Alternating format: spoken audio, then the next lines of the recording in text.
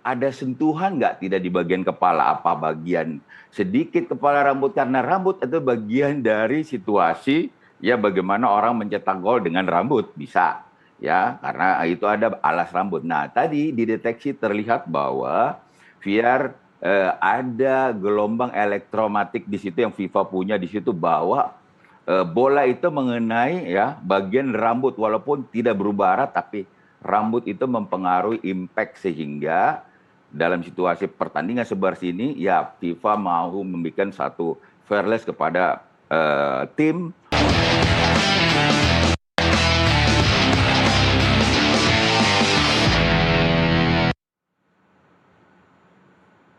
Ya, Sportmania kembali lagi di NTV Sportcast dan kita akan berbincang-bincang terkait operator VAR tadi yang kita sudah bahas sebelumnya. Langsung saja kita sudah terhubung bersama rekan kami, Fahrizal Kahar. Halo, Bung Fahrizal. Selamat malam. Selamat malam. Apa kabar? Baik, Bung Haris. Sehat. Sehat. Oke, Bung Fahrizal, kita tadi kan sudah membahas sebelumnya gitu, saya udah ngobrol-ngobrol sama Bung Harpa juga terkait memang banyak sekali di gelaran pesta bola dunia ini banyak yang nggak puas lah dengan hasilnya gitu. Kenapa ini begini, kenapa begini, dan harusnya gugur, harusnya tidak gitu. Tapi pertanyaannya adalah seperti ini. Selama Piala Dunia 2026 gitu ya Bung Fahrizal, ada sejumlah offside dengan pelanggaran yang hanya terpaut sentimeter saja.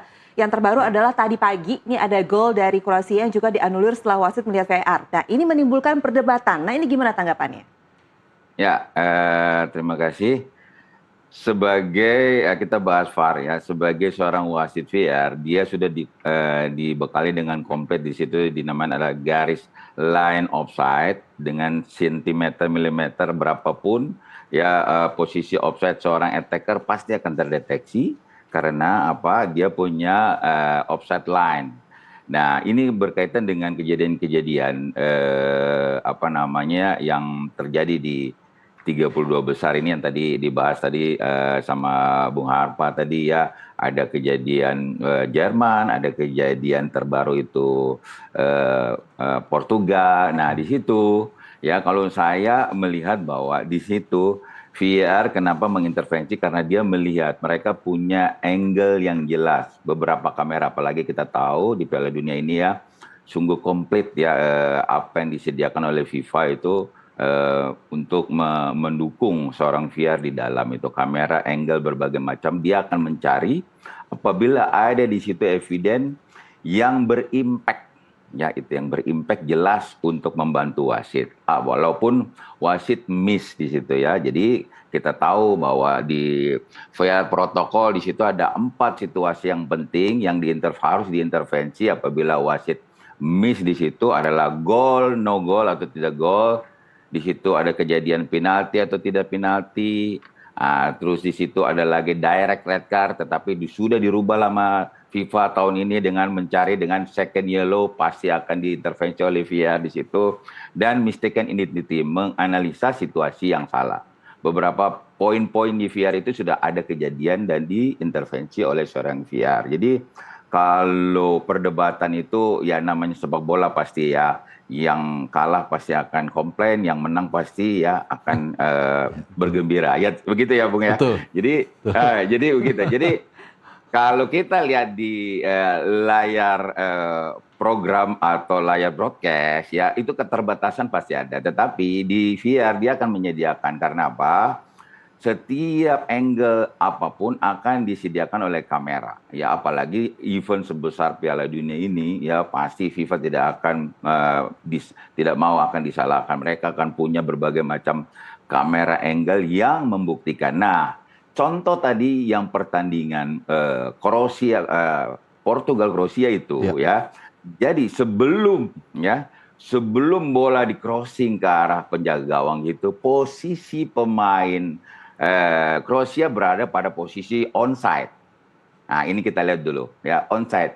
Pada saat bola sentuhan terakhir oleh pemain biru itu, ya pemain biru yang heading ke atas itu yang katanya mengenai apa atau tidak mengenai itu, bola terakhir dikenai itu dan pemain attacker itu menerima pada keadaan offside. Nah, di situ kita mencari di mana VR mencari ada sentuhan nggak tidak di bagian kepala, apa bagian sedikit kepala rambut, karena rambut itu bagian dari situasi ya bagaimana orang mencetak gol dengan rambut bisa ya karena itu ada alas rambut. Nah tadi dideteksi terlihat bahwa VR ada gelombang elektromagnetik di situ yang FIFA punya di situ bahwa bola itu mengenai ya bagian rambut walaupun tidak berubah arah tapi rambut itu mempengaruhi impact sehingga dalam situasi pertandingan sebar sini ya FIFA mau membuat satu fairness kepada tim agar apa namanya pertandingan situasinya mendapatkan dengan fair. Itu sih menurut saya. Oke, tapi sekarang gini, seperti yang tadi Bung Fahrizal katakan, memang VAR ini kan dibekali dengan beberapa kamera dari angle yang di beberapa sudut gitu ya, Bung Harpa ya, dari sini semua. Jadi kan dengan kata lain, dengan kehadiran VAR ini yang sangat presisi seperti sekarang ini, apakah membuat naluri wasit itu sendiri menjadi menurun? Karena kan memang apapun kejadiannya tetap saja kita harus menunggu VAR itu sendiri hasilnya seperti apa. Ini bagaimana? Tidak bisa seperti itu kalau misalnya ini ya. Jadi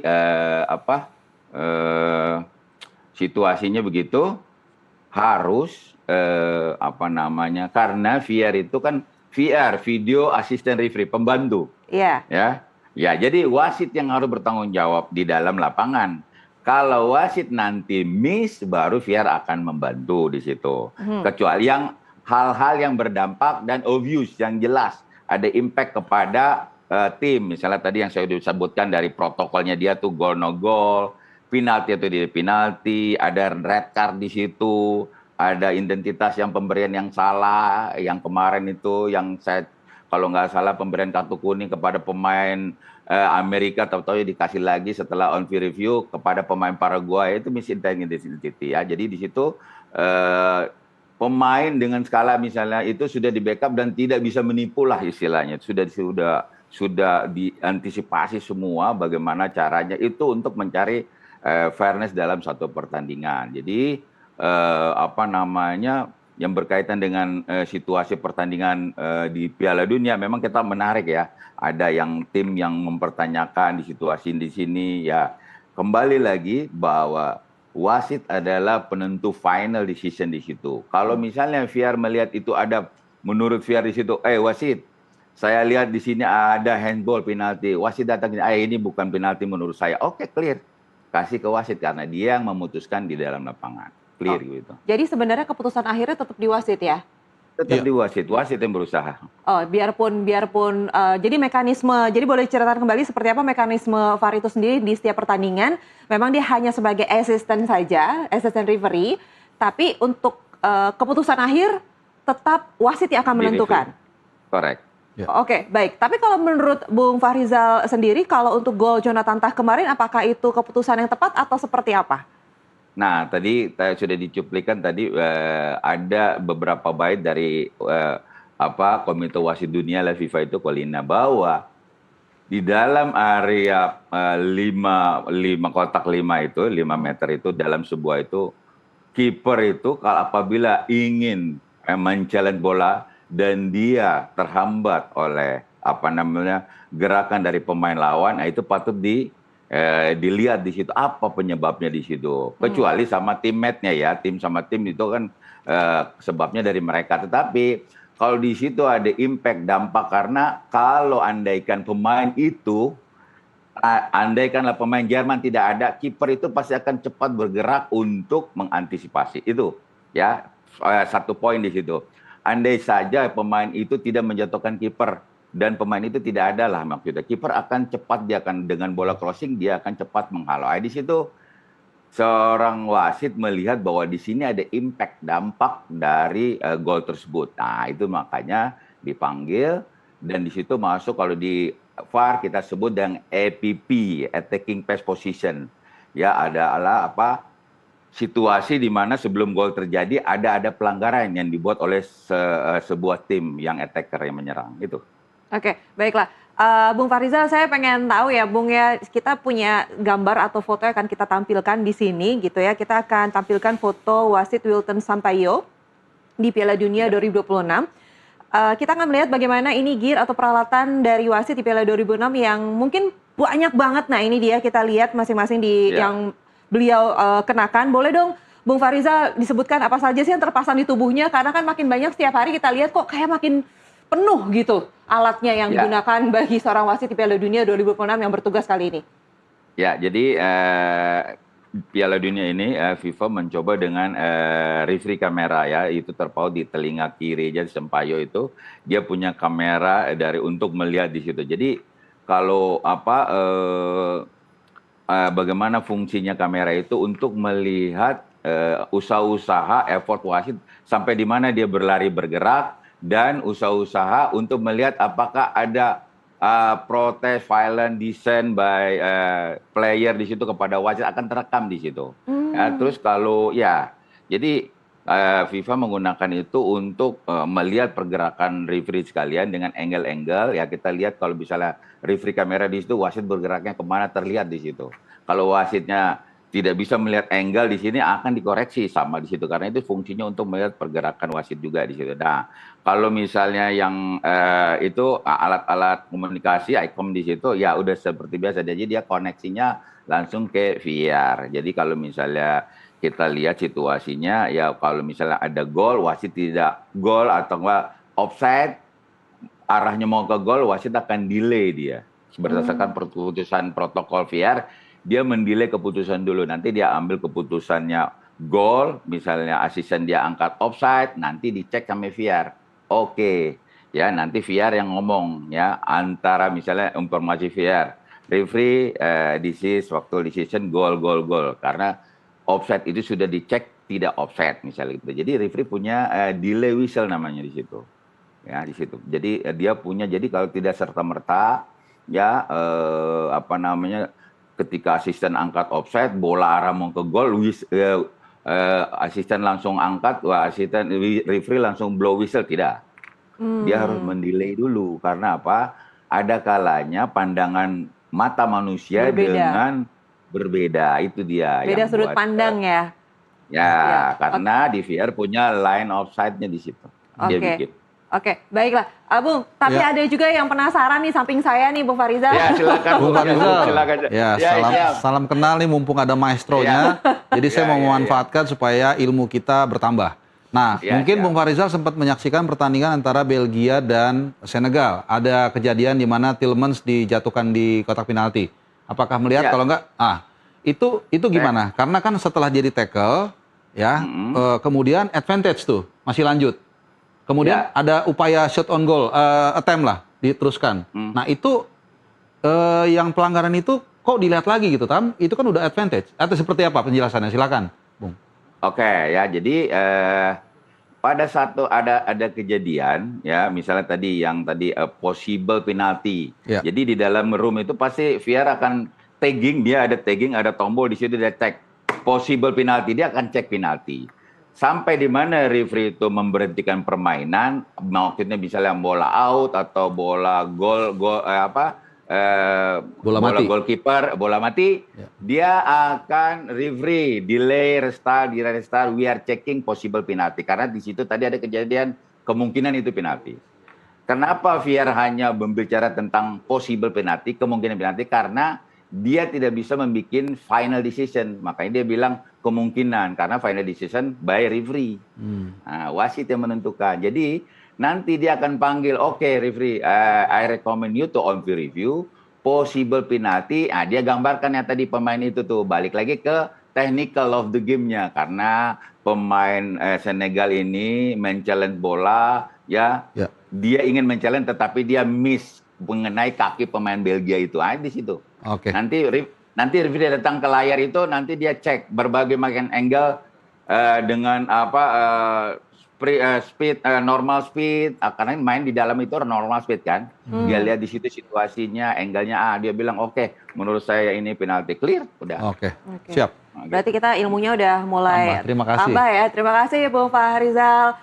Atas segala ilmu yang diberikan, jadi kita semakin paham bagaimana tugas dari VAR itu sendiri. Memang mau gimana pun tidak bisa dikatakan bahwa dengan adanya VAR dengan presisi di suatu pertandingan itu menurunkan kualitas dari wasit itu sendiri karena memang pada akhirnya memang wasit yang harus menentukan bagaimana jalannya pertandingan, apa yang harus ditentukan di lapangan nantinya. Baiklah, terima kasih Bung Farizal atas ilmunya. Terima kasih dan selamat malam. Malam. Seru ya kalau kita dapat karena ini ilmu baru ahlinya ya. kan, jadi spesifik detail bidang perwasitan yang ini sangat sensitif kan, ini selalu menjadi isu. Tapi kalau saya boleh tambahkan, apa ya wasit ini atau perwasitan ini kan tetap man behind the gun sampai kapanpun, sampai dunia ini kiamat nanti tetap yang menentukan wasit, dan kita tahu manusia tempatnya salah. Iya.